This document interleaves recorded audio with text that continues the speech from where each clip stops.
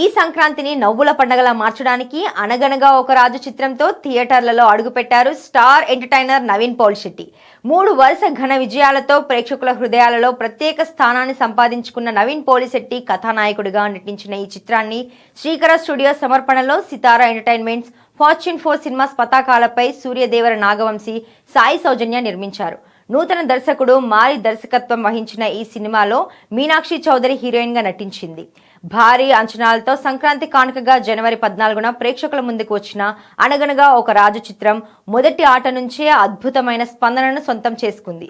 కడుపుబ్బా నవ్వించడమే కాకుండా చివరిలో భావోద్వేగ సన్నివేశాలతో హృదయాలను హత్తుకొని అసలు సిసలైన పండగ సినిమాలా ఉందని ప్రేక్షకుల నుండి ప్రశంసలు అందుకున్నాడు అనగనగా ఒక రాజు. తొలి రోజు ఏకంగా 22 కోట్ల రూపాయల గ్రాస్ రాబట్టి సెన్సేషన్ క్రియేట్ చేసింది. ఇక 3 రోజుల్లో ఏకంగా 61.1 కోట్ల రూపాయలు కొల్లగొట్టి డిస్ట్రిబ్యూటర్స్ కు కాసుల పంట పండించింది. తెలుగు రాష్ట్రాలతో పాటు ఓవర్సీస్ లోనూ దంచి కొడుతున్నాడు రాజుగారు. శనివారం ముగిసే నాటికి $1 మిలియన్ వసూలు రాబట్టింది. ఈ కలెక్షన్స్ తో వరుసగా 3 సినిమాలు జాతిరత్నాలు, మిస్ శెట్టి, మిస్టర్ పోలిశెట్టి, అనగనగా ఒక రాజు 1 మిలియన్ రాబట్టిన హీరోగా పోలిశెట్టి అదరగొట్టాడు.